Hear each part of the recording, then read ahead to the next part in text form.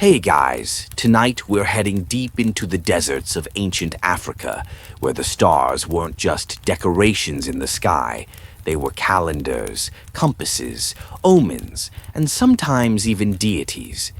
You lie back on sun-warmed sand, the air still buzzing with the heat of day, and above you the Milky Way spills across the heavens like someone upended a cosmic salt jar. These aren't just stars. They're coordinates for survival, whispers from ancestors, and, yes, your celestial Netflix for the night. But before you drift into this astral sleepover, here's your one cheeky reality check. If you'd been born 5,000 years ago in Nubia, your bed would be stone, your neighbors would be crocodiles, and your alarm clock, the sun. No snooze button. No thank you. So, before you get comfortable, take a moment to like the video and subscribe, but only if you genuinely enjoy what I do here. And hey, let me know in the comments where you're tuning in from and what time it is in your part of the world. Now, dim the lights, maybe turn on a fan for that soft background hum, and let's ease into tonight's journey together. You trudge through the deep ochre sands of Nubia, modern-day southern Egypt and northern Sudan, where jagged cliffs cradle secrets older than the pyramids. The air stills, and somewhere in the distance a hyena cackles. Overhead, the sky is so vast it feels like it might fall on your face. But for ancient Nubians, this sky wasn't threatening. It was intimate, like an old friend that always showed up on time. You come upon a ring of stone pillars rising from the earth like broken teeth. This isn't Stonehenge. It's older.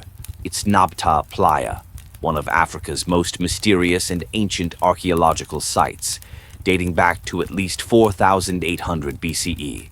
Some stones are aligned with the summer solstice sunrise, others may mark Sirius, the brightest star in our sky. It's a mind-bender. People here were plotting celestial events 1,000 years before Mesopotamia got its first astrology meme. Mainstream historians agree. Nabta Playa predates the pyramids, and its celestial alignments weren't accidents. Whoever placed these stones had both patience and a ridiculous amount of free time under an unrelenting sun.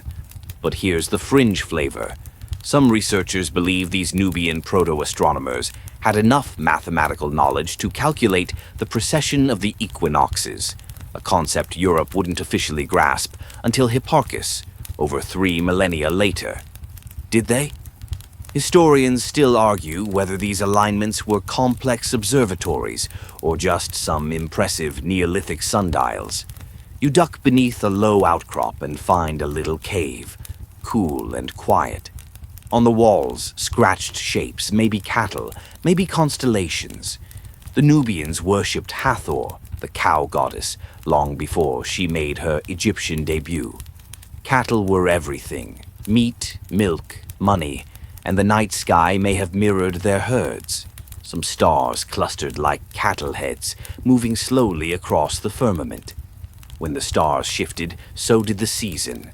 Rain, migration, rituals. It was all up there. And speaking of rituals, imagine a Nubian rain ceremony synced to a specific star's rising. People in painted skins, stomping dust into drums, voices curling like smoke into the sky. You're handed a carved rattle made of ostrich shell and filled with seeds. It's part calendar, part percussion, part don't stand too close or you'll get initiated. As Sirius reappears in the dawn sky, the people dance, not because it's cute and spiritual, but because it's survival. Sirius meant the Nile was about to flood. Crops could grow, civilization could keep civilizing. Later, you sneak a peek at their burial sites, simple circular mounds filled with bones, pottery, and sometimes star-shaped talismans. These weren't royalty, but they were respected. Maybe priests, or early scientists, or just folks who threw the best solstice parties. You sip some imaginary baobab juice and wonder why none of this shows up in school textbooks. It's like someone edited Africa out of the ancient sky-watching narrative. The Greeks, they got books. The Babylonians, star charts galore. But Africa? Just tribes with spears, right? Wrong. Very, very wrong. And don't worry, we're just getting started. As the fire crackles low beside you, a local elder sits down, his face creased with time and mischief. He tells you a story. How the stars once fell in love with the desert. How they taught the people to listen. He smiles without teeth and says, "Our ancestors knew the stars like they knew their cattle."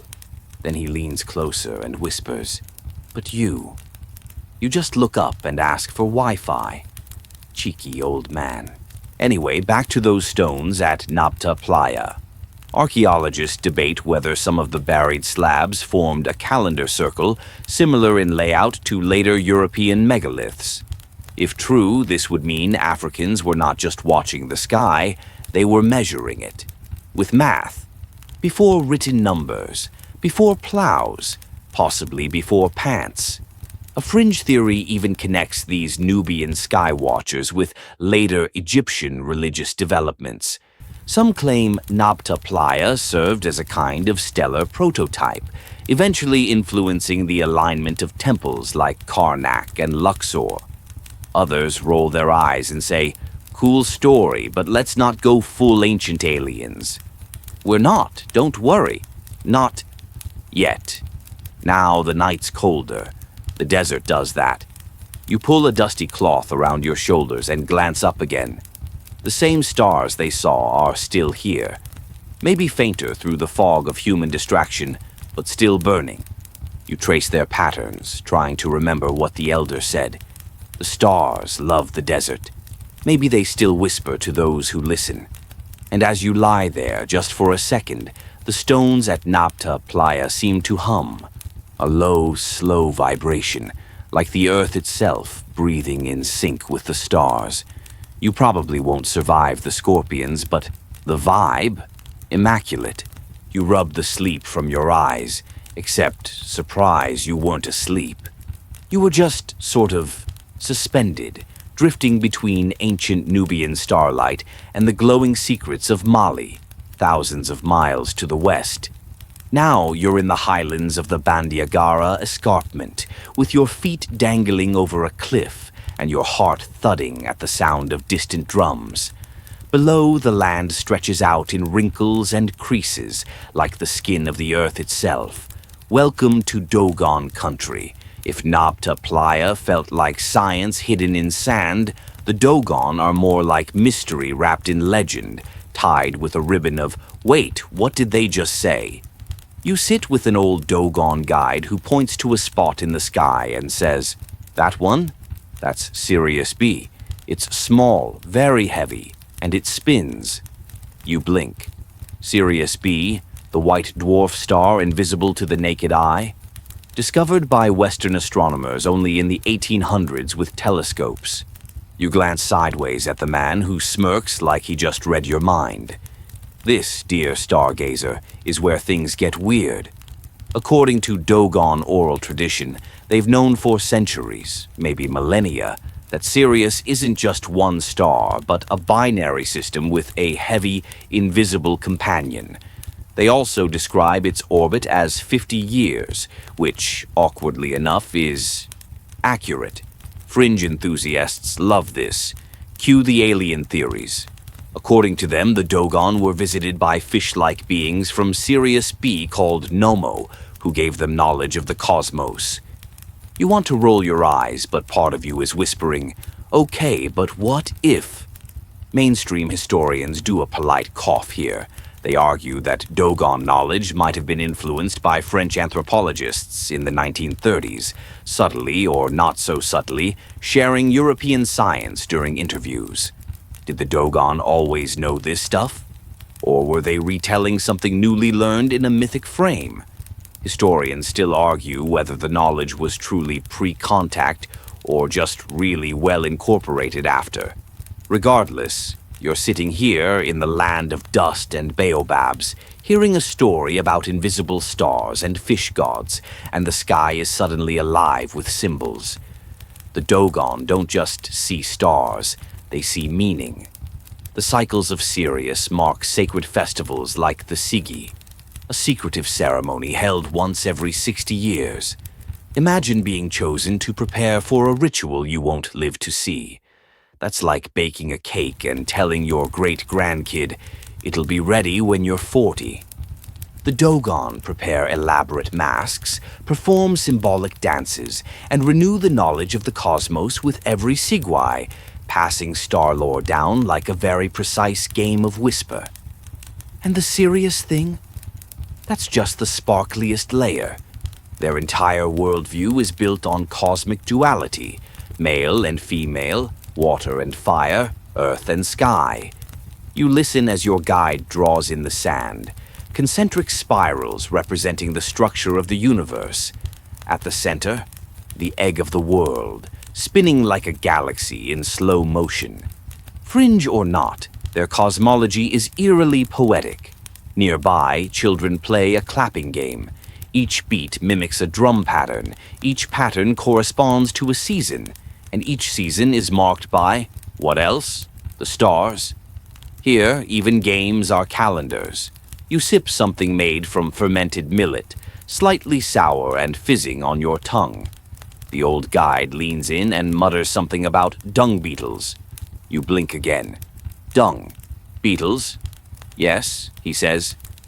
The Dogon believe these beetles roll their tiny balls in sync with the stars. Ancient GPS, divine symbolism, or just really observant bug watching. Either way, there's an eerie link. In Egyptian myth, the scarab beetle is associated with Khepri, the god who rolls the sun across the sky. Coincidence? Your eyebrows go full skeptical emoji, but inside you're intrigued. You walk to the edge of the cliff and look out. Each Dogon village clings to the rock like it's afraid of falling. Mud brick houses stack like honeycombs. There's no electricity, no neon signs, but somehow you feel more connected here than in your Wi-Fi-soaked apartment.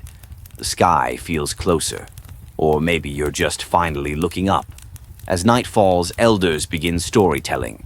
Not reading, telling. Eyes close, voices drop low, hands gesture. Stories flow from the stars to the earth, looping back again. In these tales, stars aren't far away. They're neighbors, cousins, siblings. You could bump into one at the market if you weren't careful. You get a strange feeling. You've had it before. That mix of awe and disbelief when ancient knowledge collides with modern science like two planets in a dance. You think about the Dogon's description of spiraling galaxies, the white dwarf star, and Nomo's watery wisdom. Did they have access to ancient telescopes, visitors from beyond, or just the kind of cultural memory that Westerners forgot how to value? It's a question with no easy answer, but you're starting to realize that forgotten doesn't mean never known. It just means ignored, suppressed, left out of the narrative. The wind rustles the millet fields below. Someone hums a lullaby that follows the same rhythm as the dog stars rising. You lie back against a rock, still warm from the sun. The stars above shimmer like they're listening. And just when you think you're finally coming down from the mystery, the guide offers you a carved statue. It's of Nomo, the fish god. Half human, half something else, with arms reaching toward the sky.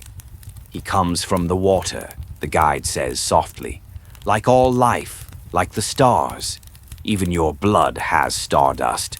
Okay, you weren't expecting existential astrophysics on a cliff in Mali, but here we are. The statue feels heavy in your hand. Serious, be heavy. You gaze back up. Somewhere out there, beyond your limited sight, a tiny white star spins, invisible, unreachable. And yet, somehow, a people here have danced to its rhythm for centuries.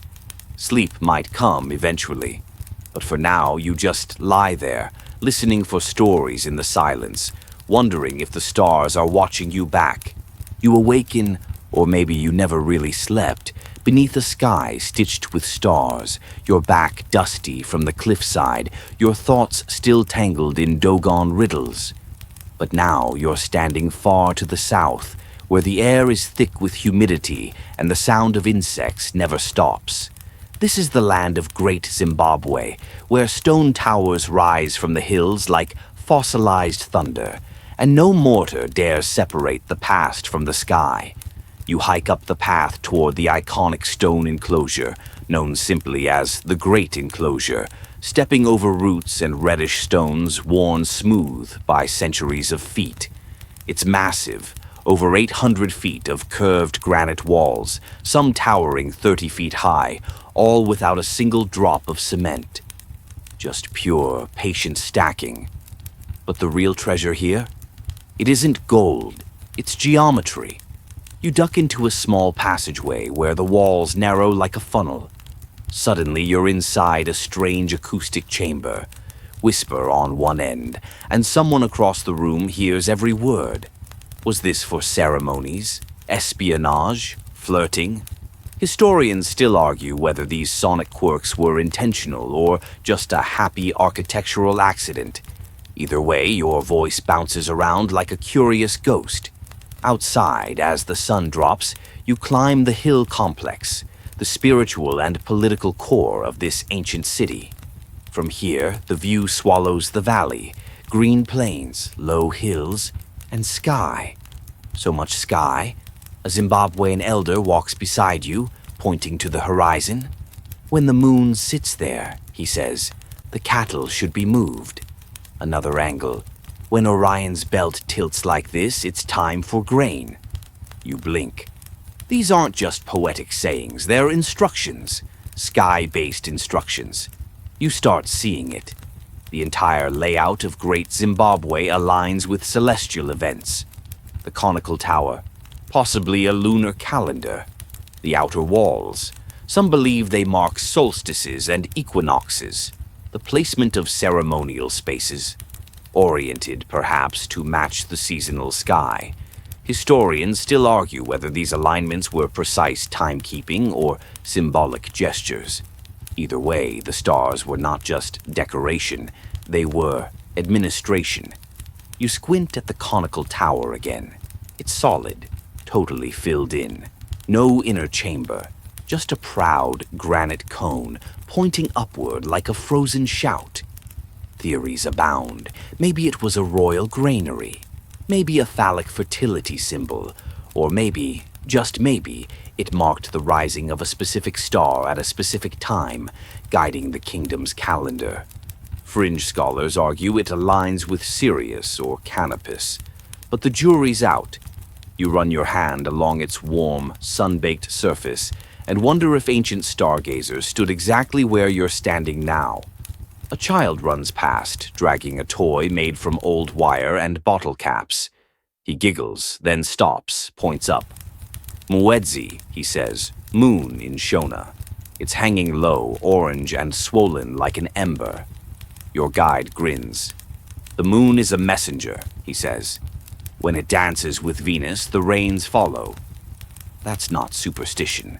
That's pattern recognition. You check your phone. Yes, signal out here is a miracle. And sure enough, Venus and the moon are in conjunction. Somewhere, farmers are watching too, plowing fields or holding off, depending on what the sky says. You settle by a fire near the ruins, the embers echoing the stars above. Someone starts singing, a low, breathy melody that rises and falls like wind through reeds. You're handed a calabash of mahuu, a fermented sorghum drink that tastes like tangy bread and warm thunderclouds. Around you, stories swirl, of stone birds that flew before the storm, of kings who could name every star and knew when the sky would turn.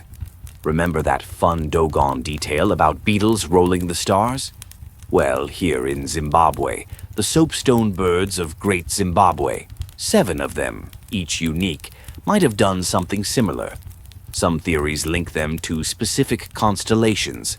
Others say they're totems. But one particularly delightful theory says they were movable, positioned atop walls or towers to mark stellar events. Think ancient emoji, but star-synced. You lie back and try to pick out Orion, just visible above the southern horizon. The hunter's belt, the three stars lined up so neatly, like beads on a string. In Europe, it's a warrior. Here, it might be a cattle herder, or a king, or a symbol of migration. The stars tell different stories depending on who's listening. In the middle of this ruinous city, you feel something strange. Not just wonder, but memory. Like the stones themselves remember watching the sky, even if the people have long since moved on. You wonder how many children learned their first star names from a grandmother pointing out the heavens between the gaps in the walls. And maybe, just maybe, the walls were never really meant to keep people in or out. Maybe they were meant to point up, to pull the eyes skyward, to say, "This is how we ruled. This is how we knew when to plant, when to pray, when to dance." Sleep is impossible now. Not with so many stars burning above, each one a blinking eye in a history we keep pretending isn't there. You pace slowly through the ruins as a breeze picks up. Some owls hoot, something rustles in the underbrush. Probably a bush baby, possibly a ghost. You're not in charge here. The night is. Before you finally lie down near one of the old stone walls, your guide says something you won't forget. The white men who came here said our people couldn't have built this. Too precise, too advanced. But look at the stars. The stars don't lie. And there it is, the quiet brilliance of forgotten astronomy. Not forgotten by the people who lived it, but by the ones who wrote the books. You press your hand to the ground, warm, alive, still echoing with starlight and song. The ground beneath you cools as dawn tiptoes in, brushing the sky with soft streaks of gold and lavender. But before you can say goodbye to the ruins of Great Zimbabwe, the world shifts beneath your feet again. No ticket, no passport, just that floaty dream logic you're starting to accept as normal. Now you're in West Africa, Kingdom of Ghana. Not the modern nation. This is ancient Ouagadougou, where gold flowed like gossip and the stars held secrets in plain sight. You walk into a bustling marketplace, centuries before Europe even figured out what a renaissance was. Dust swirls at your ankles. Traders haggle in Soninka. Drums echo from the distant city gates. And somewhere, a griot is preparing to drop history like it's the hottest mixtape of the 11th century. This is no humble village. Ouagadougou was the empire, sprawling across what is now southeastern Mauritania and parts of Mali and Senegal. It controlled trade routes rich with salt and gold, and possibly astronomy. You're led into a palace complex, thick-walled, sun-baked, and humming with activity. At its center is a tall platform where elders gather at dusk, eyes raised, voices low. Tonight is no ordinary night. The dog star, Sirius, is rising. Again? Yep. That star gets around, but this time it's used not to summon fish gods or predict rain, but to mark ritual seasons tied to royal succession. According to oral histories passed down by griots, those brilliant keepers of memory, the rise of specific stars marked sacred transitions, when to coronate a king, when to bury one, and when to send messages to the ancestors. Historians still argue whether these rites were truly synchronized with the heavens or were simply poetic metaphors. But one thing's certain, the Soninka people treated the sky like a calendar and a courtroom. As the griot speaks, he sketches in the sand with a stick. What you assumed was doodling turns out to be a celestial map. Crude, yes, but shockingly accurate. The Milky Way is drawn as a twisting serpent, the planets are wandering elders, and certain stars are tied to mythic beasts. It's not Ptolemy's chart, but it's functional, lived, internalized. You follow him into a library, not of books, but of memory. Generations of stories recited word for word. You try to memorize a line or two and immediately forget them. Your brain, it turns out, is no match for someone trained from childhood to preserve 500 years of history in perfect, performative rhythm. A song begins, melodic, repetitive, celestial.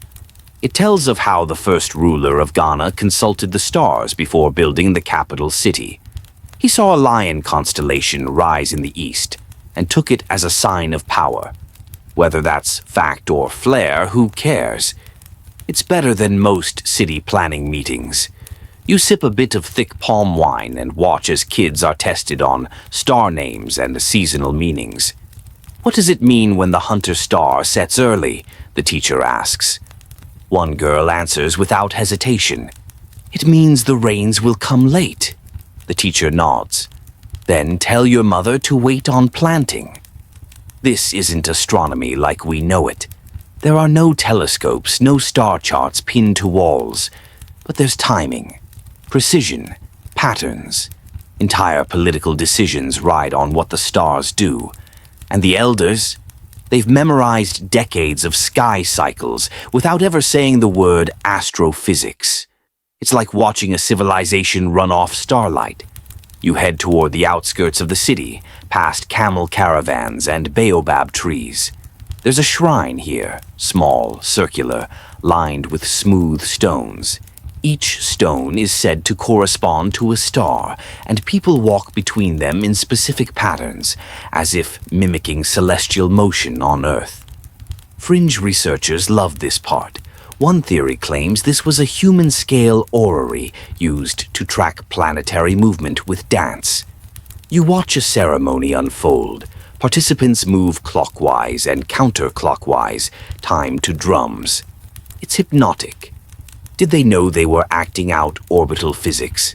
Historians still argue whether this was spiritual metaphor or actual simulation. But you know a rhythm when you feel one. And this one is older than your entire Spotify library. At the end of the ritual, an elder blesses the crowd. He says the stars are our older siblings. They lived before us, and they'll live long after. To ignore them, he says with a raised eyebrow, is like ignoring your grandmother. Point taken. You walk back through the capital's remains, dust turning red in the sunset light. The wealth of Ouagadougou wasn't just in gold, it was in wisdom, in the ability to look up and know things, to see beyond the chaos of markets and politics and find calm, predictable patterns in the sky. You pause. The same sun that set on Great Zimbabwe is now slipping behind the savannah. The same moon that watched over the Dogon dances now rises here, casting long shadows across ancient stone. Your bones feel it. That sense that Africa was never behind, it was ahead. Charting stars while Europe still debated whether the earth was flat or if cats were witches. As you lie beneath the stars, your head spinning with serpent-shaped galaxies and lion kings guided by starlight, a final thought sneaks in. Maybe we didn't forget African astronomy. Maybe we just weren't listening hard enough to the griots. The fire crackles low. You can still hear the drumming in your chest as the stars turn overhead, quiet and persistent. But the moment slips like sand between your fingers, and suddenly the air changes again, drier, sharper. You're no longer in Ghana. Now you're squinting into the sun-baked dunes of Nubia, where the kingdom of Kush once cast shadows long enough to reach across centuries. You're standing on the banks of the Nile, but this isn't the Egypt you've seen on postcards. You're further south, modern-day Sudan. In front of you, a row of pyramids. Not one, not three, more than 200. Tall, narrow, elegant. Some are tipped in gold, or at least they were, back when sunlight glanced off their peaks and threw geometry across the desert. Here's the twist. You didn't learn about these in school. That's because history class sometimes forgets to turn the page. But the Kushites, they didn't forget the stars. You walk toward a cluster of pyramids near Meroe, heart of the Kushite kingdom, where the royal dead were buried for nearly 1,000 years. And no, these weren't copies of Egyptian pyramids. They were stylistically different, sharper in profile, and many were deliberately aligned with celestial bodies. That's right. Some face cardinal directions, others tilt toward rising stars, possibly Sirius or Orion. One fringe theory even suggests the pyramid lines track the movement of Venus, although mainstream archaeologists politely dodge that idea at parties. Still, one thing's clear. These weren't placed at random. You climb a dune and find yourself staring at a sun temple, small, modest, but perfectly placed. On specific days, sunlight would pour through the doorway, illuminating a statue deep within. The sun was not just worshipped, it was calibrated. A local guide explains, "In our language, the stars were God's footprints. You blink. That's either metaphor or the best planetarium slogan ever." Inside a nearby tomb, the walls are etched with images of gods holding stars, suns, and moons in their palms. You run your fingers along the carvings. The detail is astonishing.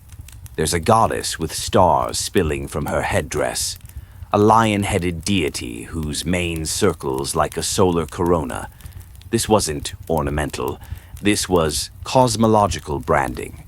You learn that the Kushite rulers, especially the powerful queens known as Kandakes, timed certain rituals with celestial events. Crowning ceremonies, harvest festivals, even war campaigns were supposedly launched under the eye of the falcon, meaning the rising of Horus-associated stars. Historians still argue whether this was superstition or strategic astrology. Either way, imagine launching an invasion because Jupiter was in just the right mood. You wander the ruins of Napata, one of Kush's older capitals, nestled against the base of Jebel Barkal, a sacred mountain once believed to house a god. When you look closely, you realize this mountain isn't just sacred. It's an ancient observatory. Its silhouette lines up with the sun's position at key times of year. Coincidence? Probably not. You sit in the shadow of the mountain as a local elder hands you a bowl of dates and a jug of sour, cloudy milk. "We used to follow the stars to know when the floods would come," he says, "before there were calendars, before there were phones." You nod, phone dead anyway. Out here, the only screen that matters is the one overhead. You remember something from your last high school world history unit.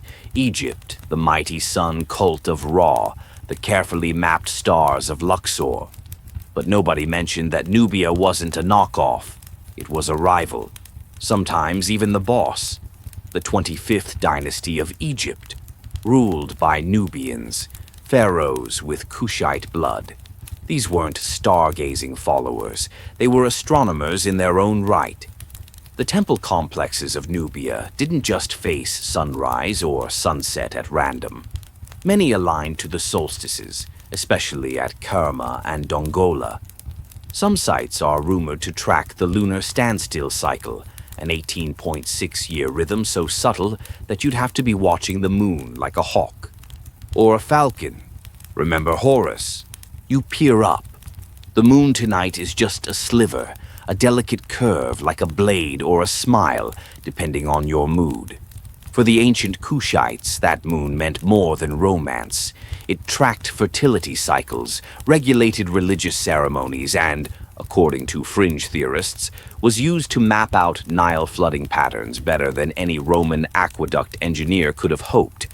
You laugh a little. All those fancy Greek philosophers with their orbits and spheres, and here in Africa, millennia earlier, people were already using nature's own satellite to time their entire civilization. The air cools as night deepens. The stars come out, slowly at first, then all at once. You lie back on a flat stone slab beside the base of a ruined pyramid. One of the smallest, maybe a child's tomb. But it's angled toward the sky like everything else here, toward continuity, toward light. You start to doze, and just before your eyes close, you wonder, why don't more people know this? Why isn't Nubia part of the global wonders of the world conversation? Is it because its story doesn't fit neatly into the rise and fall narrative? Because its astronomers weren't writing in Greek or Latin? Or maybe, just maybe, because stargazing queens in the African desert don't fit the mold of what we're told brilliance looks like. Doesn't matter. The stars know. The pyramids are still watching. The mountain still casts its eye toward the heavens. And you? You're one of the lucky ones. You saw it. You blink, and the moonlight shifts again. The Nile fades behind you, replaced by something quieter, gentler. Savannah grass hums in the breeze. Crickets trill in perfect rhythm, like they've rehearsed this for centuries. A fire crackles nearby, not out of necessity, but for tradition's sake. You're in the heart of the Serer lands of Senegal, home to farmers, poets, and, surprise, one of Africa's most precise pre-telescope star-tracking cultures. The Serer people might not be a household name, but their cosmology. It's as layered and nuanced as any you'd find in a planetarium or a philosophy class. You're sitting beside an elder who speaks slowly, with the cadence of someone used to being remembered. He tells you about Unir, the Serer name for the star Sirius. Ah, yes, our old friend Sirius again. But here it's not just a point of light, it's a spiritual axis, a celestial gateway, and, get this, a farming guide. When Unir rises just before dawn in late August, it signals the start of the agricultural year. Time to clear the fields, time to plant millet. The star becomes a sacred clock, both metaphor and meteorology. You lean back and look up. The night sky is dazzling out here. No light pollution, no buzzing neon. Just the clean architecture of the cosmos. A cluster of children nearby trace constellations with their fingers, but they're not pointing to Orion or Ursa Major. They're naming Serer constellations, shaped like calabashes, masks, and ancestral tools, tools of survival, tools of memory. Every star has a name, the elder says. Every name has a song. And they sing them. No joke. Children are taught to memorize sky patterns through lullabies and dance, practical astronomy embedded in bedtime songs. One fringe academic once claimed Serer children had the equivalent of a master's in sidereal calendars by age 10. Historians still argue whether that's hyperbole, but watching the kids recite stellar phases like they're doing a TikTok trend, it doesn't feel that far off.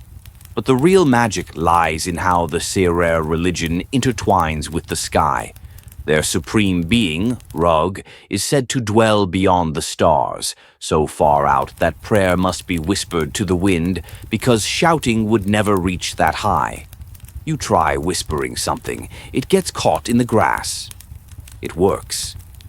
Ceremonial fields known as Pangul shrines often align with particular stars or seasonal shifts. You visit one, a ring of stones, so old, lichen has claimed them like ancestral tattoos. Local lore holds that the alignment between two of these stones marks the solstice sunrise, and sure enough, when you squint down the axis, it points to where the sun will rise come late June. Is it accidental? Is it the result of some brilliant proto-engineering? Historians still argue whether these alignments were built deliberately or just conveniently mythologized. But even your skeptical side hushes as you walk the line and feel the geometry of light settle into place. You wander through a Serer village and find a woven mat stretched out beneath a tamarind tree. On it, a woman is drawing in the dirt with her finger, explaining to a child how the stars predicted her grandmother's labor. 3 harvests ago. She says that some people are born under a wide sky, and others beneath a crowded one. It's an astrological reading, but with cosmic dignity, not App Store algorithms. The Serer don't just look at the stars, they imagine them looking back. They say your soul returns to the stars when your time here is done. which is why funerals include not just prayers and offerings, but celestial songs. These songs often describe the departing soul traveling past Unir to join the line of ancestors twinkling overhead. You lie back and listen to one, a soft, rhythmic chant in Serer Scene. It's full of metaphors and star names and longing. It's too beautiful to translate. Now here's a curveball for your brain. Some linguists believe that the word Sirius, in ancient Egyptian, may have an etymological cousin in Serer oral tradition. That's right. Cultures separated by 1,000 miles and a few thousand years may have been referencing the same star with strikingly similar reverence. Is that connection proven? Nope. Is it poetic enough to keep you awake a little longer? Absolutely. The wind shifts and the elder returns with a bowl of hot millet porridge. Drink, he says. It'll help you see the sky better. It doesn't, but it tastes like nutmeg and rain, so you finish every last drop anyway. As dawn starts to creep in, the elder points once more to Unir. It's fading now, swallowed by the approaching sun. It always leaves before the harvest, he says. That's how we know we'll be fed. You feel fed in a different way, fed by wonder, by the idea that a so-called tribal people, overlooked by textbooks and reduced to footnotes, had developed an intuitive, spiritually rich, astronomically sound model of the sky long before anyone thought to patent a telescope. You start to walk back, and as the sky brightens, one last story catches your ear. The elder says that the Serer believe stars can fall in love. When two stars get close, they're said to dance until one fades, burning out so the other can shine brighter. Maybe that's just a poetic excuse for a supernova.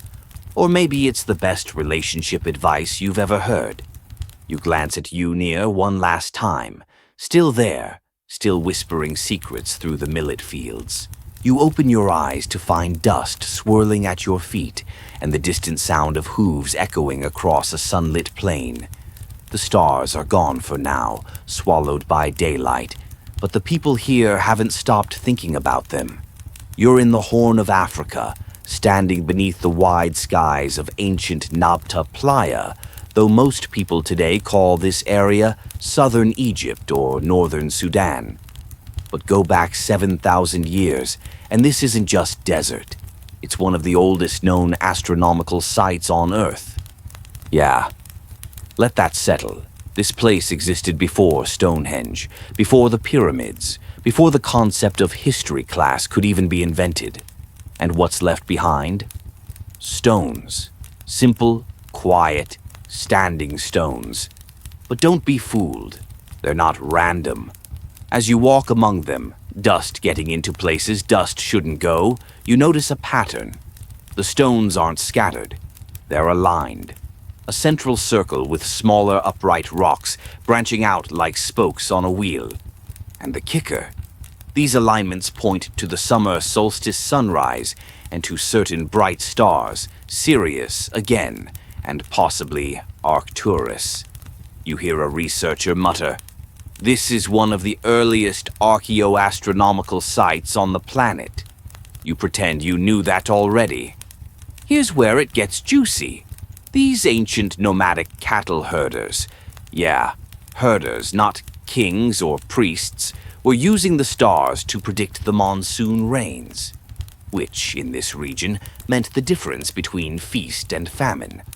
That's like tracking El Niño using nothing but rocks and memory. You stand in the middle of the circle, trying to align yourself with the solstice point. It's harder than you'd think, but once you squint, everything clicks. A line of stones leads your eye straight to where the sun would rise in June. You half expect to hear a choir of angels, or maybe just an ancient guy yelling, "Told you it would work." Historians still argue whether Nabta Playa's alignments were meant purely for seasonal observation, or if there was a deeper ritualistic significance. Maybe both. One theory suggests the site doubled as a sacred calendar and a burial complex. Bodies have been found here, some in shallow pits buried with cattle skulls arranged like shrines. One scholar even argued that the cattle weren't just livestock, they were celestial offerings. You glance around, the stones hum silently. The desert doesn't explain itself. It just stands there, wise and weathered, waiting for us to catch up. And just when you think Nabta Playa has shown you all its secrets, someone casually mentions the stone carvings, symbols that some believe represent constellations. There's a carving of a cow facing a star-like symbol, and another that might represent the belt of Orion. Fringe theory? Definitely. Intriguing enough to lose sleep over? Also, yes. You walk back toward a temporary camp set up by archaeologists, your feet kicking up little clouds of powdery sand. They're still finding things out here. Pottery shards, bones, fragments of long-lost stories. One young researcher explains that the people who built Nabta Playa likely migrated south as the Sahara dried, carrying their knowledge with them. You nod. Knowledge doesn't evaporate, it moves. It adapts, sometimes it hides. Later, under the shade of a canvas tarp, you leaf through sketches of the site. Some are modern reconstructions, overlays of stars and stone paths. Others look more like cave art, cows, stars, waves. It's clear that for these people the sky wasn't distant. It was a part of daily life, like a mirror or a map. You wonder if they saw the Milky Way as a river. Many early African cultures did. A flowing celestial Nile. Some myths said souls crossed it by canoe after death. You smile. Interstellar kayaking. Why not? As evening falls, the sky opens up again. You're camped near the stones now, a thin mat separating you from ground that remembers millennia. A warm cup of spiced tea in hand, you stretch out, and the stars spill above you like overturned salt. You trace lines between them, Orion's belt maybe, or perhaps the herders saw a line of sacred cows in that same pattern. Who's to say our constellations are more valid than theirs? You hear music, low, rhythmic, carried on the breeze from a nearby village. Drums and something like a flute, though it might just be wind through reeds. A researcher tells you that even today, solstice ceremonies are held in rural communities near the site, passed down through oral tradition. You raise an eyebrow. A 7,000-year star party. That's staying power. But here's the twist, the kind you only get in dusty old places that still outsmart your GPS. Some of Nabta Playa's stone alignments might not just mark solstices. They may also correspond to precessional shifts. You know, the slow wobble of the Earth's axis that takes 26,000 years to complete. That means these people didn't just look at the stars. They noticed that the stars move over centuries. Let that melt your brain for a second. You lie very still. The air is dry and electric. A shooting star blinks out. You realize this. For people with no written language, no telescopes, no satellite imagery, they sure knew how to read the sky. Better than you can read a bus schedule. A goat bleats in the distance. Someone's fire crackles. And you think, maybe stargazing isn't just about science or ritual or survival. Maybe it's a kind of remembering of where we are, of who we were.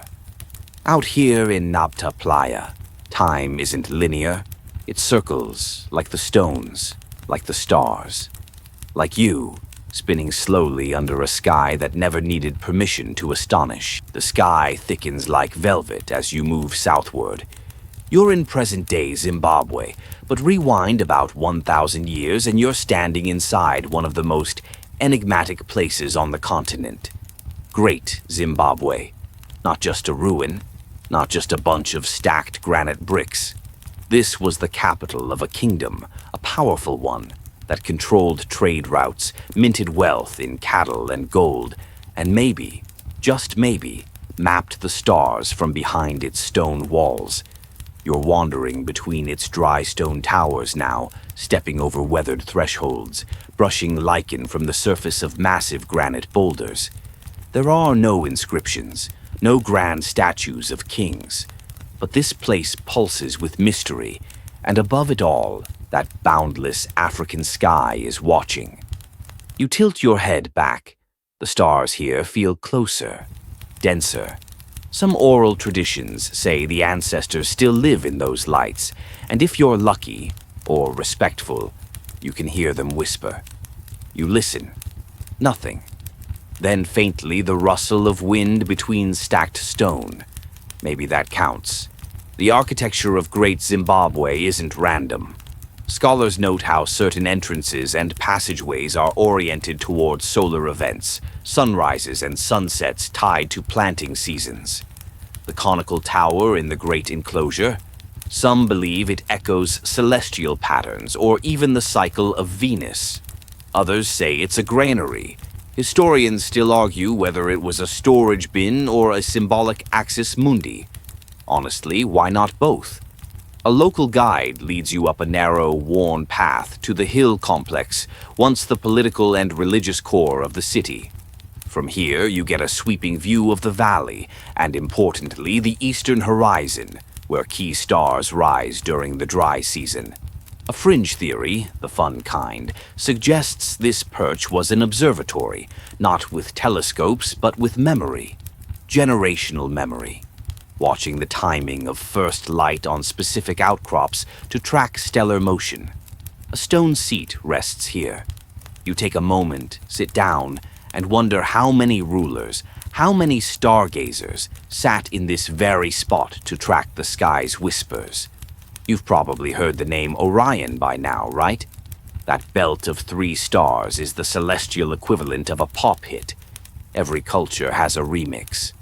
Among the Shona people, who are descendants of great Zimbabwe's builders, there's a belief that Orion's belt, called Nanga, or 3 hunters, signals the coming of the rainy season. And we're not done. When those 3 The stars Southern Cross stand constellation, upright at dusk in visible October, from this latitude, it's time to was a till vital the soil, compass. not just physically, but spiritually. Oral traditions link it to animal migrations, rainfall, even spirit visitations. When the cross tilts toward the horizon, it's said to be the time when the spirits return home to rest. That's your cue to keep your voice down. You walk further into the stone labyrinth. In one chamber, a faded carving on a wall shows a zigzagging lizard, which some say symbolizes lightning or sky energy. Some fringe thinkers claim it could represent a comet sighting passed down in artistic form. There's no proof. But in a place like this, you begin to crave mystery more than certainty. Down in the valley, archaeologists once uncovered soapstone birds, beautiful, stylized carvings perched atop columns. They've become a national symbol, and for good reason, while their exact meaning is still debated. Shock. One leading theory is that they represent clan totems, or star spirits. You stare at one replica bird. Its eyes seem fixed upward, eternally watching something you can't quite see. You grab a hand-drawn map from a local vendor, one of those touristy things with cartoon goats and exaggerated baobabs. But it also includes something intriguing, a line drawn from the conical tower to a distant hill, labeled Star Hill. You squint toward the real hill. Maybe it's a coincidence. Maybe it's part of a forgotten celestial axis. The guide shrugs. People still bring offerings there, he says, especially when the moon is full. So, naturally, you wait. And when the moon rises, bright, round, silvering every stone, it casts a shadow from the conical tower across the courtyard in a perfect line. You gasp. The guide nods like he sees it every month, which, honestly, he probably does.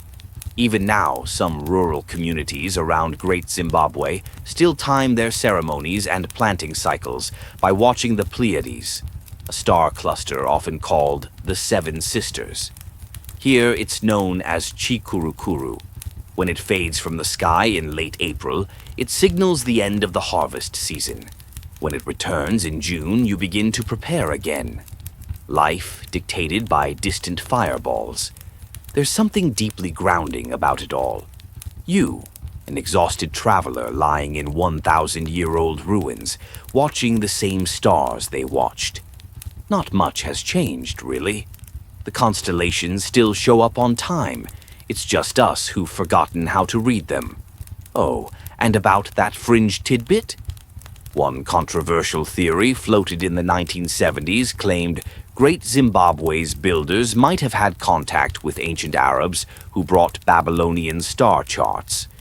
Most historians side-eye this theory hard, but some star alignments around the ruins do resemble Mesopotamian orientation grids. Coincidence? Appropriation? Or maybe just parallel genius? You hear a jackal howl in the distance. The temperature drops. You wrap your scarf tighter and stare once more at the stars. You wonder if someone, centuries ago, stood on this same stone, staring up, asking the same questions. Where do we go when we die? Why does that star move that way? What does it all mean? And the sky, silent, infinite, and ageless, answers you the way it always has, with nothing and everything. And the savannah hums with crickets that don't believe in quiet hours.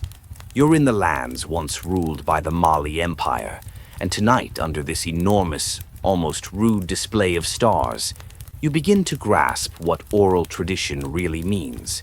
Here's a quick cheat sheet.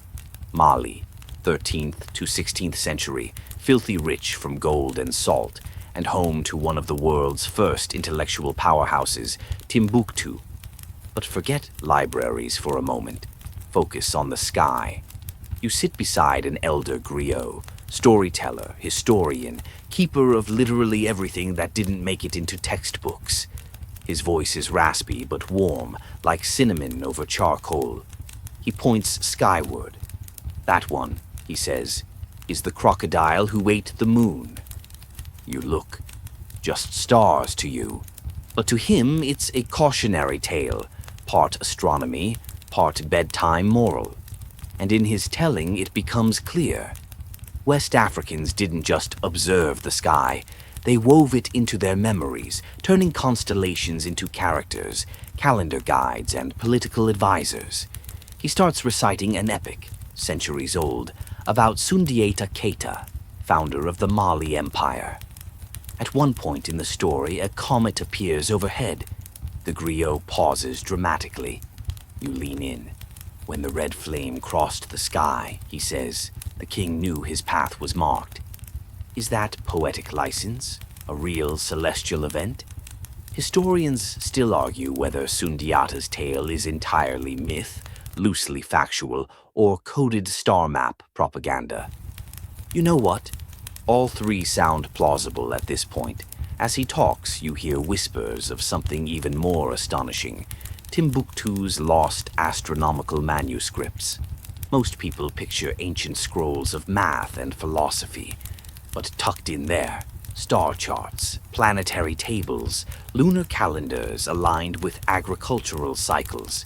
These weren't rough sketches. They were precise, detailed, and deeply African in perspective. One manuscript, one that makes modern astrophysicists raise an eyebrow, contains data on Jupiter's motion that aligns suspiciously well with early Arabic records. Did the scholars of Timbuktu calculate that independently, borrow it, or improve it? Nobody agrees, and most of the texts still remain locked away in private Malian collections, carefully guarded like the heirlooms they are. You cross the city square, now mostly sand and chickens, toward a crumbling but majestic mud brick building, the Sankore Mosque. It's more than a place of worship. It was one of the world's earliest universities. In its prime, Sankore housed over 25,000 students and scholars. One of their specialties? Astronomy. You trace a finger along the wall's surface, cool, dusty, pocked with age. Somewhere in these rooms, scholars once mapped the lunar phases onto agricultural rhythms. They used star risings, like that of Sirius, to schedule planting and harvests. Sound familiar? It should. That's three major African cultures using the stars to track the seasons, long before Europe got over its medieval fog. And guess what? The Malians didn't just track time, they predicted eclipses. There's a text, fringe but juicy, suggesting one scholar in the late 1400s observed and forecasted a lunar eclipse based on a rotating calendar wheel. You'd like to believe it. And honestly, you kinda do. As the night deepens, you're invited to sit in on a Fulani stargazing ritual. The Fulani, nomadic herders and descendants of Mali's wider culture, still use star patterns to navigate migration routes. No GPS, no compass, just memory and moonlight. An elder draws lines in the dirt with a stick, one curve, then another, then a series of dots.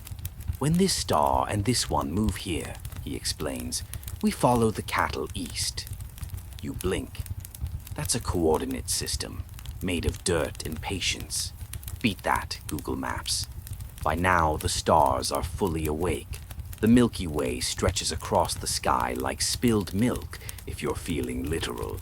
Or the sky snake, as the Mande people once called it. Its movement guided water rituals, birth ceremonies, and the harvest of baobab fruit, which, by the way, tastes like sour cotton candy, in case you're wondering. Then comes the debate no one wants to touch. Did Mali astronomers influence Europe? Some scholars point out that after Mansa Musa's famous pilgrimage to Mecca in 1324, maps and celestial models in North Africa saw a jump in complexity. Coincidence? Or was the wealth of Mali, golden, star-lit, mathematically fluent, more influential than Western history gives it credit for? You lean back in the grass, arms crossed behind your head, and let that idea soak in. Empires fall, manuscripts rot, but somewhere out in the cosmos, the stars still remember being named by people who never needed a telescope to see clearly.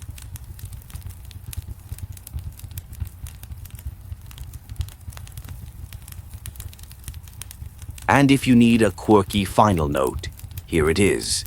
One fringe claim says a group of 14th century Malian sailors, possibly followers of Abu Bakr II, the emperor who allegedly sailed west across the Atlantic, used star charts to navigate by night, and that maybe, just maybe, they reached the Americas.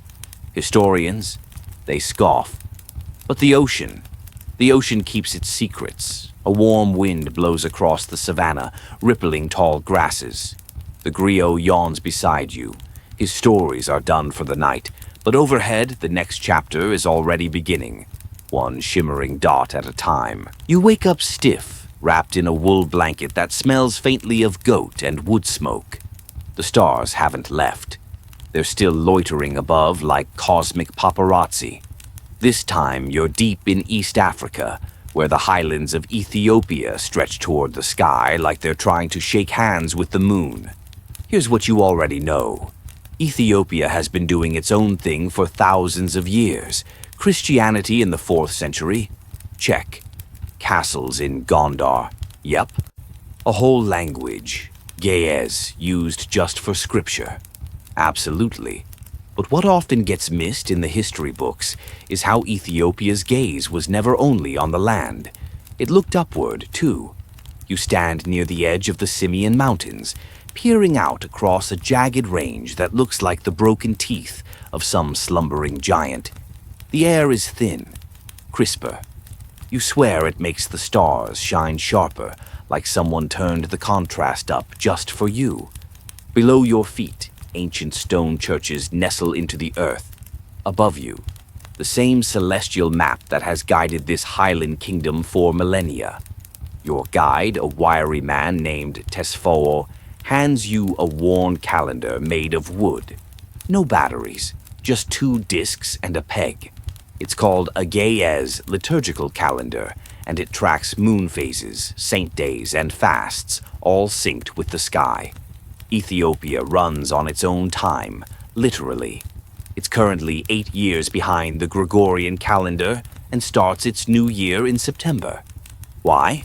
Because they follow a solar calendar rooted in ancient Egyptian and biblical traditions, still tied to astronomical observations. That's right, Ethiopia may be Christian, but its timekeeping and star lore are a heady blend of Coptic, Hebraic, and pre-Abrahamic traditions.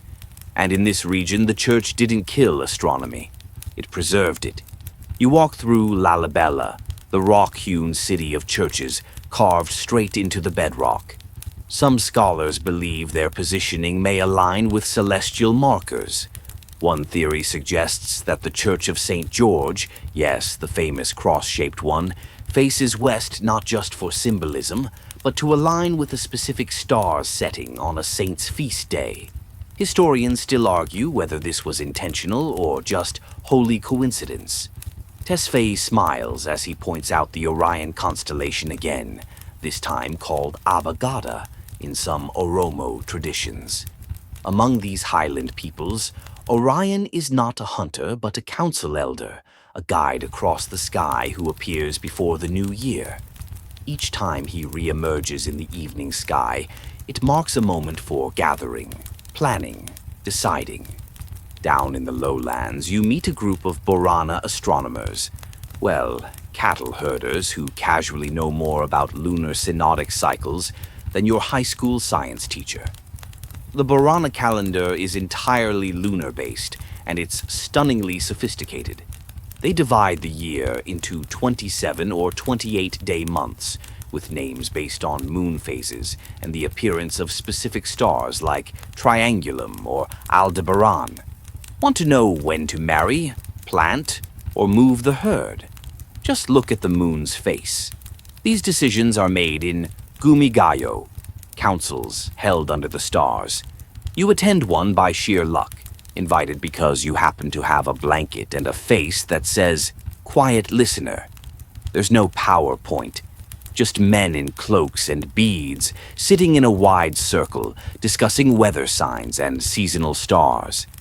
When someone points at the sky and says, "It's time," they all nod. That's it. Consensus by constellation. Back up in Addis Ababa, the National Museum holds relics not just of Lucy, the famous hominid, but of ancient sky charts scrawled into monastery scrolls. One such scroll shows a lunar eclipse as the shadow of the lion, a moment of dread and renewal. Some even link this to the old Solomonic dynasty's belief in their divine right, written in the heavens long before it was penned on parchment.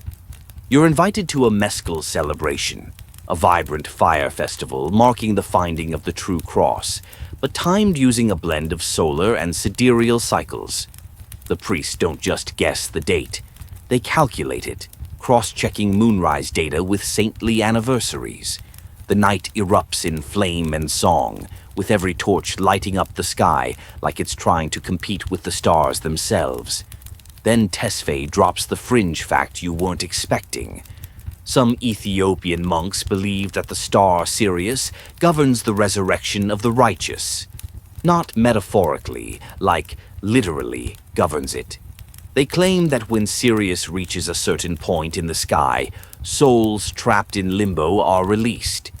He says it so matter-of-factly you almost don't flinch. As dawn bleeds into the sky, Tesfaye takes you to the Blue Nile Gorge, one of the most dramatic landscapes you've ever seen. He points toward the eastern ridge.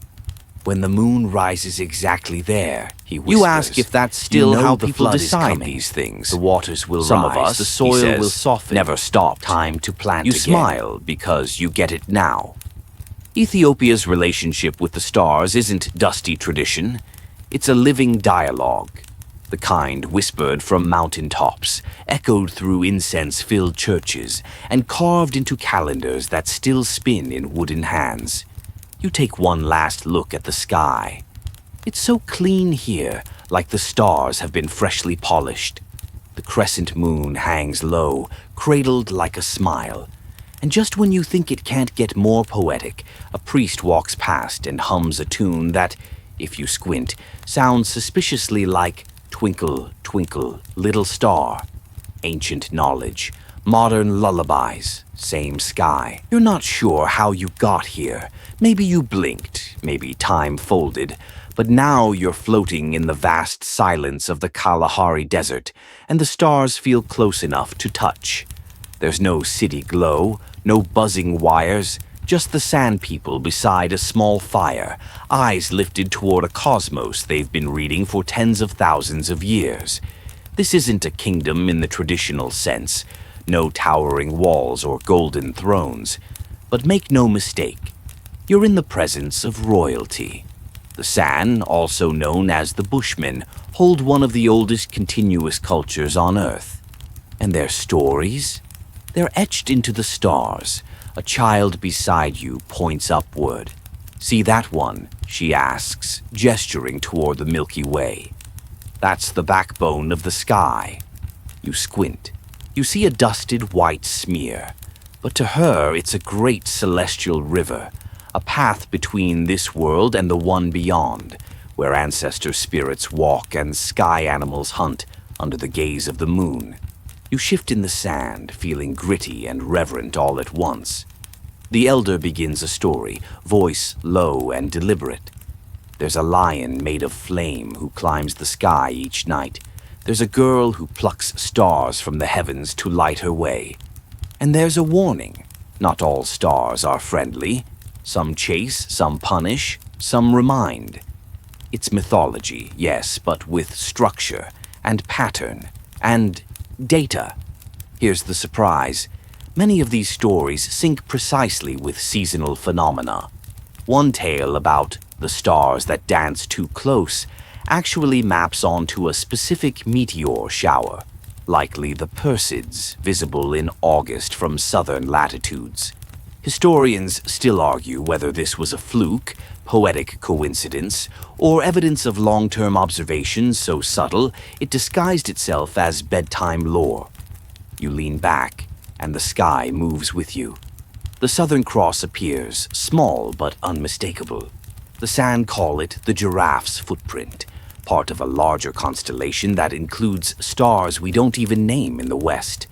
Their star maps don't focus on individual dots. They emphasize shapes, animal tracks, and how those patterns change over time. It's not about what's out there, it's about what's coming next. And the San aren't the only ones. Just a bit farther south, you'd find the Khoi, cattle-herding cousins of the San, who developed their own celestial calendar. One fringe record, scribbled by a puzzled Dutch colonist in the 1600s, notes that the Khoi could predict lunar eclipses and would gather for sky ceremonies in preparation. "The sky tells us when the cows will fatten," one old saying goes. Imagine timing your livestock's chub based on star positions. That's either deep science or pure magic. Probably both. The fire crackles beside you. One young man begins to click-sing, a rhythm of percussive syllables, heartbeat and breath. The lyrics reference Venus, called the Evening Girl in one San dialect. She brings love, but also confusion. Travelers beware. When she stands low and bright, you'll forget your direction. A poetic warning? Maybe. Or an early nod to how Venus's brightness affects night navigation, a fact some modern desert guides now confirm. Then there's the moon. Oh, the moon. In San tradition, it's not some passive orb. It's a shapeshifter, sometimes a sly trickster, sometimes a weeping boy caught stealing fat from a lion's kill. As it waxes and wanes, so does your luck. Some healers say the full moon pulls illness from your body. Others say it stirs snakes from their dens. Either way, if you're camping out here, maybe zip the tent. An elder taps your shoulder. He points to the stars again, not above, but mirrored in the pattern of ostrich eggshells scattered nearby. It takes a second. Then you see it. The layout mimics the Southern Cross and two trailing stars. Not art for art's sake. This is portable astronomy, a practice dating back thousands of years.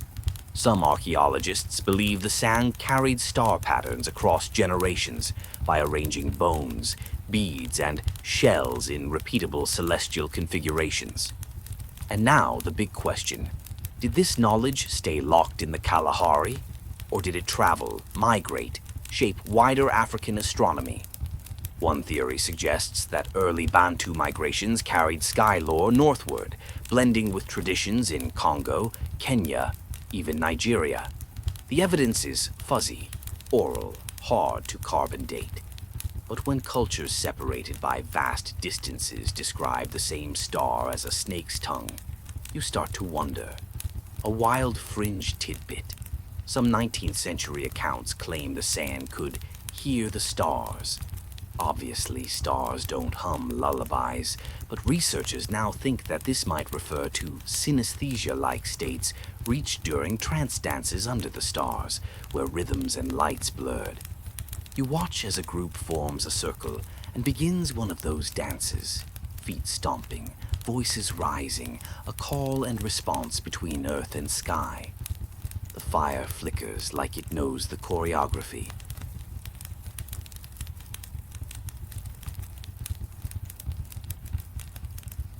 No one looks at a watch. Time moves here, but sideways. The stars are the only clock. By now, your eyes have adjusted so well you see satellites slip across the sky, silent and cold. The sands see them too. Some call them ghost birds, others ignore them. Their cosmos is old, local, and personal, far more concerned with that glow near the horizon that means it's time to prepare the arrows and call the spirits home. You ask one elder how he learned the sky. My grandfather told me, he says, and his grandfather. But also, I look. That's it. That's the thesis. You don't need glass telescopes or Latin charts to understand the sky. You need eyes, memory, time, and a willingness to believe that a giraffe's footprint can lead you home. As the fire dims and the air chills, you curl into your blanket. The stars don't twinkle, they breathe. The night has a heartbeat. You're not in a forgotten desert.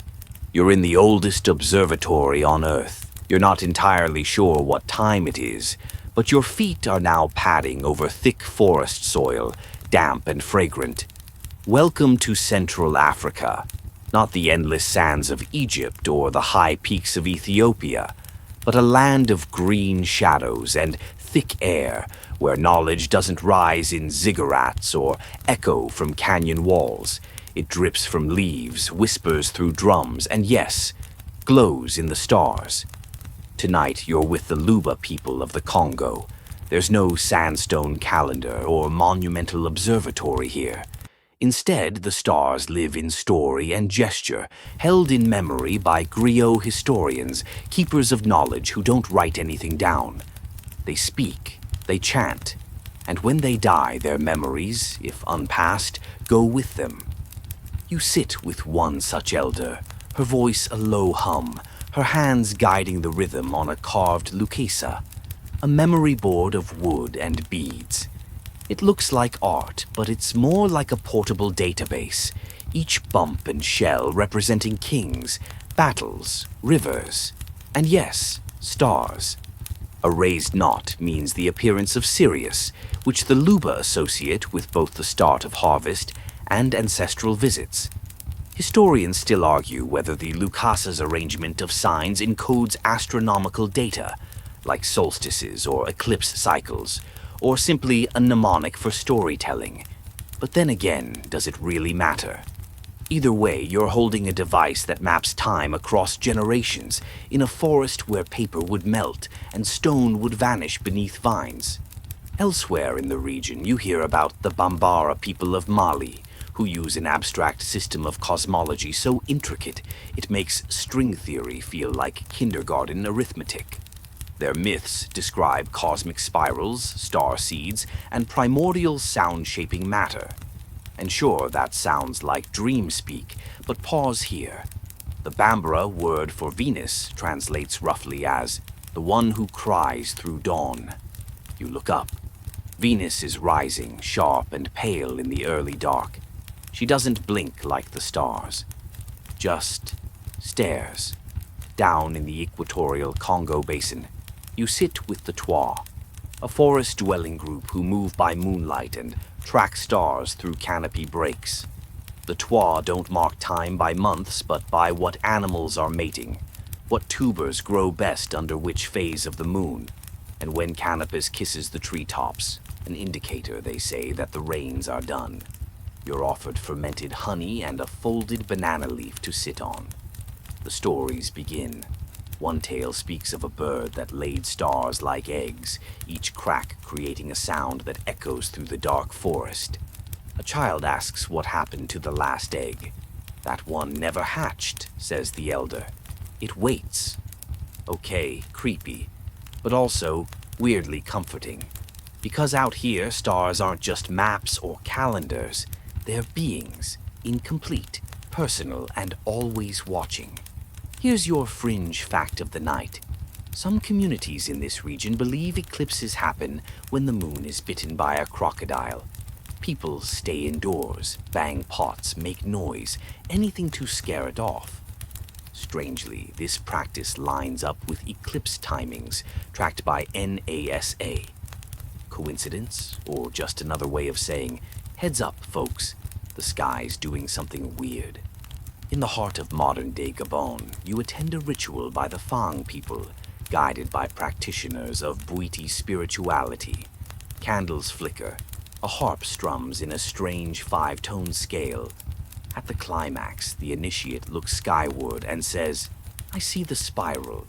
It's not clear what spiral, but when you ask an elder, he describes a twisting star path that connects ancestors, constellations, and memory. You shiver, not because it's cold, but because you've heard something like that before. The Dogon. We'll get there soon, but first the Fang offer you a riddle. What shines but eats nothing, moves but never walks, and dies when forgotten? You guess a star. He nods. Or a story. Oof, that hits harder than it should. Later that night, you join a group of Bakuba artisans, known for elaborate geometric designs. But those shapes, turns out they're not random. One circular motif mirrors the orbit of the moon around Earth, stylized and handed down in fabric, not textbooks. A fringe theory even claims that Bakuba patterns encode precessional data, the slow wobble of Earth's axis over 26,000 years. Historians mostly roll their eyes, but you can't help but notice the shape does match the path of Polaris across millennia.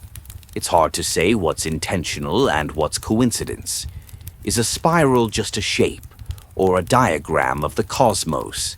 Is a lullaby just a song, or an encoded warning about planetary movement?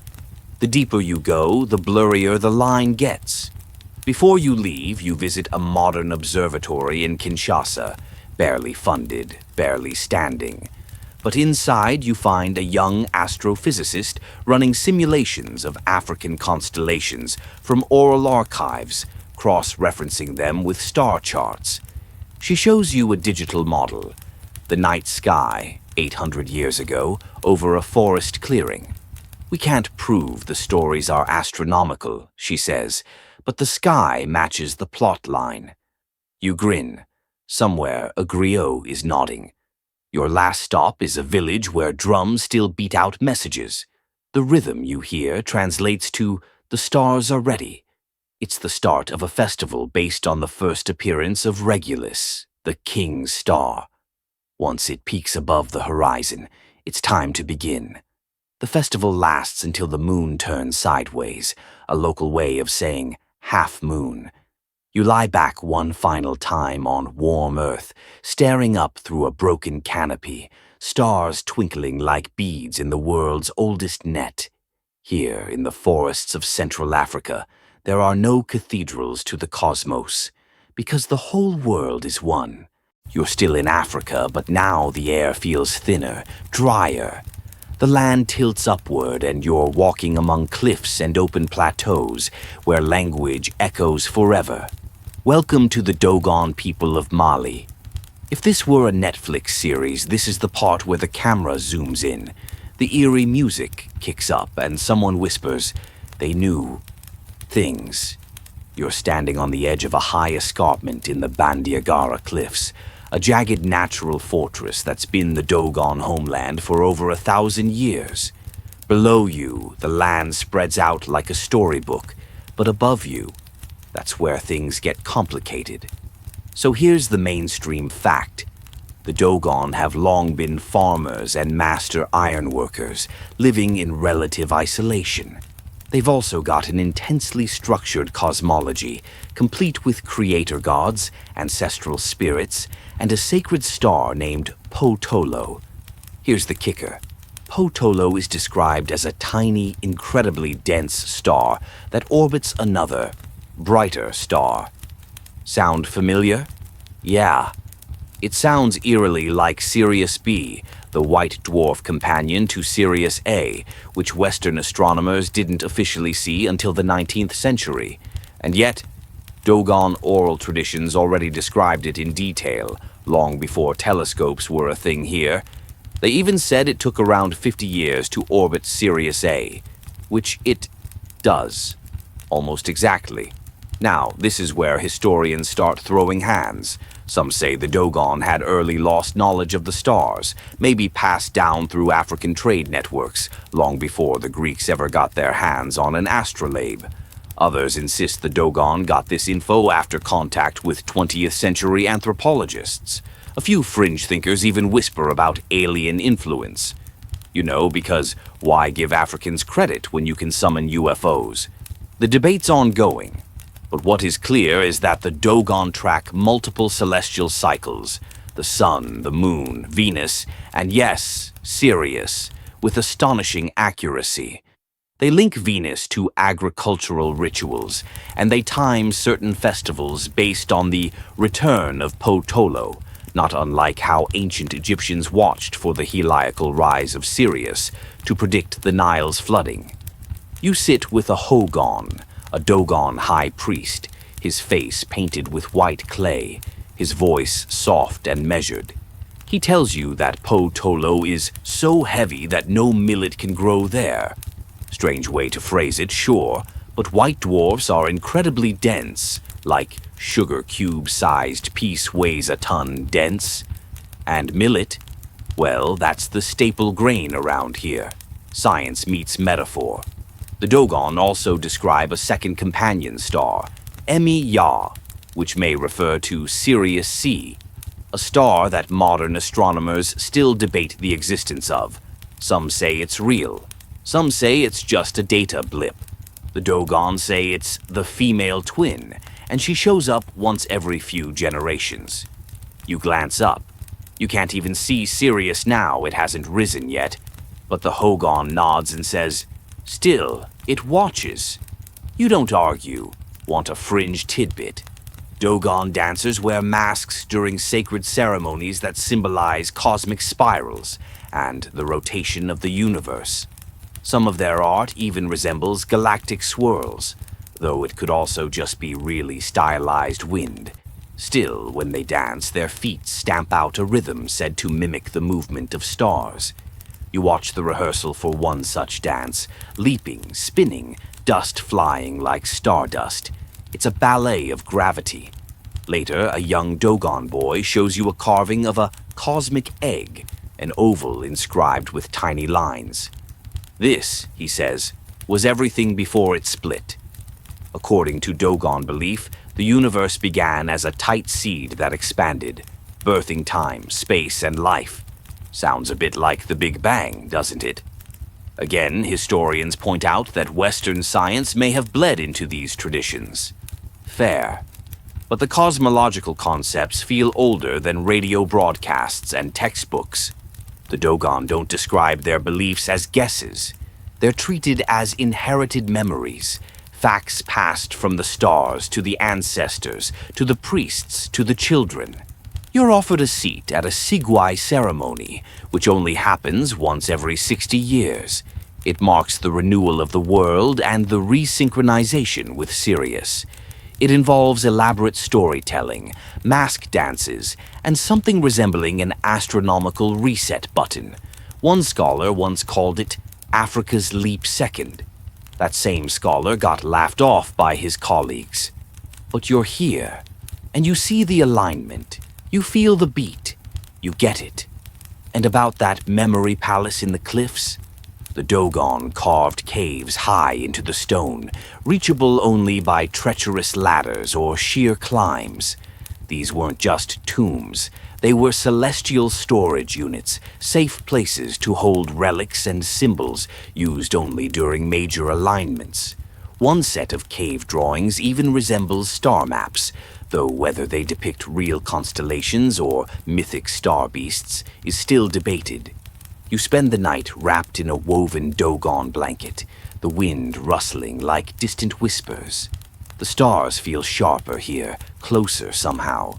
You spot Sirius, bright, steady, but you can't stop wondering about its invisible twin, that ghostly Potolo, supposedly so dense no light escapes it. And maybe that's the Dogon genius. Their cosmology accepts what can't be seen, what can't be measured, but still matters. It's astronomy that doesn't need telescopes. Just trust. Before dawn, the Hogon taps your shoulder. "You'll go now," he says, "but remember the star you can't see." You nod. Because you will. You've walked through stories wrapped in spiral masks and danced across cliffs into a cosmos far older than Galileo's lens. And here, among the Dogon, belief and astronomy are the same thing. Not competing, not contradictory. Just different forms of light. You wake beneath a pale sky, the cliffs of Mali softening behind you. You've traveled from the forests and deserts, scaled the celestial towers of the Dogon, and now you move into the shadows of empires, where power meant not just gold and warriors, but the ability to measure the heavens. Tonight you're heading east, across what once was the Swahili coast, where Indian Ocean breezes still carry salt, spice, and something else, the legacy of forgotten astronomer kings.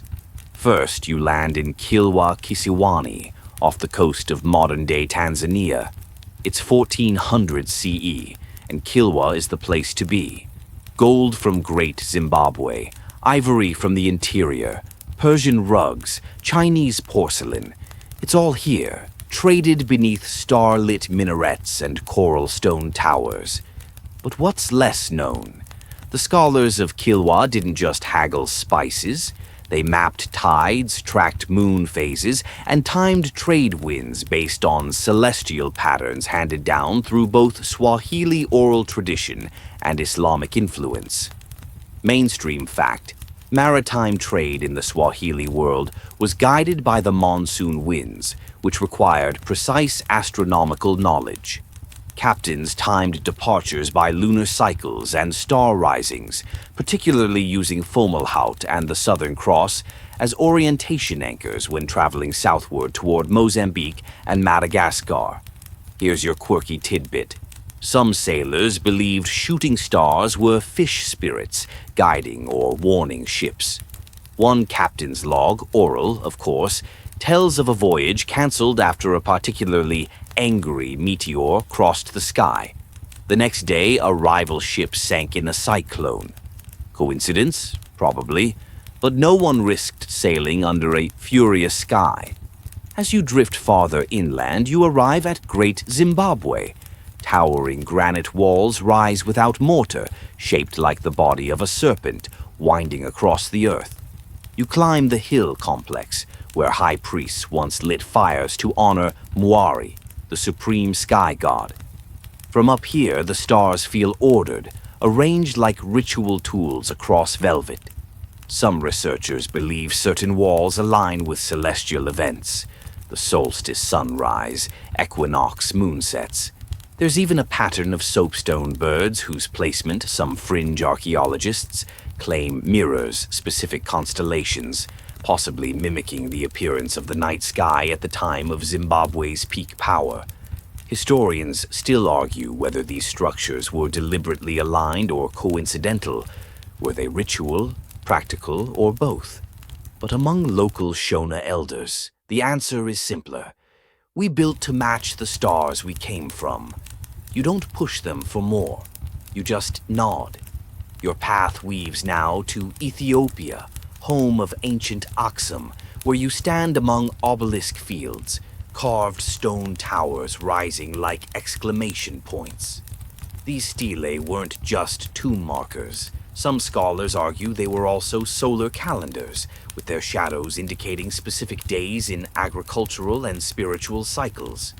The people of Aksum likely used a lunar calendar with 13 months, still in use in Ethiopia today. More fascinating still is their tradition of astronomical prophecy. Certain alignments signaled omens for battle, drought, or divine favor. One priest from Lalibela tells you, "When the moon hides, kings fall." Was it true? The timing of lunar eclipses and sudden regime changes is spooky enough to make you pause. You travel now along the Nile, but not north, not toward Egypt. You're heading upstream, deep into Nubia, where empires like Kush and Meroe once rivaled the pharaohs. In the crumbling remains of temples, you find walls etched with stars and bulls and crescent moons. The Kushites weren't just warriors, they were night sky navigators too. Mainstream fact, the Kushites incorporated Egyptian deities and astronomical practices, but also honored their own moon god, often depicted with horns framing a disk. That's not just art, it's a lunar phase indicator. In Meroe, some temples are aligned to solar events, including solstices, though their calendar remains one of the great puzzles of African archaeology. Here's a strange twist. In a ruined Nubian tomb, you find a carving of what looks like a five-pointed star inside a crescent, a shape eerily familiar to the modern Islamic symbol. Was it a spiritual predecessor, an ancient eclipse diagram? No one agrees. But it stirs something in you, kind of ancestral déjà vu. By now, you're sensing a pattern. For every kingdom that raised walls of stone, there were minds behind them, quiet, calculating, and far more attuned to the rhythms of the cosmos than they get credit for. These weren't people passively gazing at stars. They were participants in a living sky. You reach Benin City just before nightfall. The Great Walls, once longer than the Great Wall of China, according to some sources, are mostly gone now, but echoes remain. The Edo people didn't build observatories per se, but their bronze plaques depict constellations alongside kings. Some researchers believe they recorded star patterns visible in Orion and Leo, and timed royal festivals with the position of Mars, which they called Ogiame's fire, or the king's fire. Then there's Ife, where metallurgy wasn't just advanced, it was otherworldly. The bronzes here are so realistic, Europeans once claimed aliens made them. Sigh, again. But what gets less attention is how some of these statues hold objects that resemble astrolabes or sky maps, suggesting a deeper symbolic relationship with the cosmos. You kneel before a mask in the Ife Museum, its eyes shaped like crescents, its crown a stylized sunburst. A label says unknown function. You think, maybe it wasn't a tool, maybe it was a memory. Before you go, a griot in Benin sings you a song. It's half riddle, half elegy. Fire above, water below, time in your breath and your shadow. The king watches the river rise, but only the stars see when he'll fall. It doesn't rhyme. It doesn't need to. It lingers. You're almost done now. One more night, one more secret. And it's hidden not in ruins or relics, but in the breath between facts and folklore. Your final steps take you far from the stone cities, off the beaten caravan trails, into the quiet interior, where the maps end and the stories begin. You arrive in southern Angola, in a place where few roads dare to stay paved. This is the land of the San, also called the Bushmen, descendants of the world's oldest continuous cultures. No towering ziggurats or engraved observatories here, just starlight, dust, and a sky that speaks in stories. The fire crackles low. A sand elder draws shapes in the sand with a stick. His voice is soft, rasped by age and smoke. He doesn't point upward. He draws the stars on the ground, one dot, then another, connected by a sweeping line. "This is the eland," he says, tapping the shape of a great antelope. He walks across the sky when the moon is fat. The others nod. Some smile. You realize this is a star map, but not the kind you're used to. It's narrative-based, alive, personal. Mainstream fact: the sand track lunar cycles with astonishing precision, linking them to animal migrations, fertility cycles, and seasonal shifts. They recognize star clusters like the Pleiades, which they call kunuseti, meaning rain stars, because they signal when rains are coming. In many ways, their astronomy is functional, tied to food, water, birth. And yet, it's profoundly poetic. Fringe tidbit. They tell of a star that fell to Earth, creating a hole so deep it swallowed fire, sound, and memory. Some interpret this as folklore. Others note it parallels descriptions of ancient impact events, possibly real meteors or even volcanic eruptions. But no one's found the whole, just the story. The San don't use telescopes, they don't build temples, but their knowledge is etched in songs, rock art, and dreams, migrating from camp to camp with nothing but voices to carry them. Their night sky isn't just a chart, it's a living being. One story tells of a girl who became the moon after chasing her dead brother across the sky. She found him hiding among the stars, and when she touched him, he vanished, leaving only a cold light. Now she chases him still. The children listening to this tale glance up, scanning the night for his hiding place. You do too. Historians still argue whether the San hold the most ancient intact cosmology on Earth. Some say their traditions go back 30,000 years, older than writing, agriculture, or even organized religion. Others push back, suggesting that while old, their myths evolved in response to newer events. But even the skeptics agree. The San don't remember the sky. They live inside it. You sit beside the fire, thinking of the Dogon spirals, the great Zimbabwe alignments, the iron calendars of Nubia, the tidal clocks of Kilwa. Each one, grand or humble, was a thread in something bigger, something no single map can capture. Maybe that's the lesson. Europe had domes and telescopes, yes, but Africa had rhythm, ritual, and relationship. An astronomy not of dominion, but of communion. And through it all, they charted with stars, not just to navigate the world, but to explain who they were, to time their harvests, predict their rains, name their gods, and bury their dead. You lean back. The stars above aren't just points of light anymore. They're dancers, tricksters, twins, cattle, hunters. They're warnings, promises, family. The San Elder smiles, catching your gaze. You want to know the stars, he says, but they already know you. The fire fades to coals, the stories slow, and in this moment you understand that some knowledge was never meant to be carved in stone or caught in wires. Some knowledge floats on breath, wind. The air has cooled now, the fire's gone to embers, and the only light comes from stars, ancient, indifferent, steady. You lie back against the earth, and everything feels heavier and lighter at the same time. The sounds of the night hush, crickets soften, winds fall still. Even the sky seems to hold its breath. And as your thoughts slow, your mind drifts back through the journey, across cliffside calendars, golden cities, wandering constellations stitched into folklore. From the crocodile dung sunscreen of Nubia to the mythic girl chasing her brother across the sky, it all weaves together like a lullaby older than any bedtime story you've ever heard. You remember the stars that guided kings and cattle herders alike, the ones counted in masks, in stone, in footsteps and sand. You remember that you walked where astronomers danced, and that you listened not just to facts, but to the voices behind them.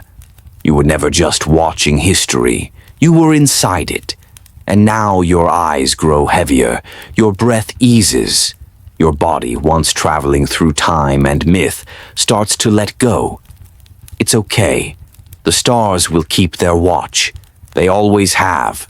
You're safe here at the edge of sleep, held by stories, wrapped in the quiet certainty that no matter how far we go, the night sky will always be waiting, whispering truths too big for words and too gentle to forget. So sleep now. Let the cosmos spin. Let the old rhythms return. You've earned your rest. Good night.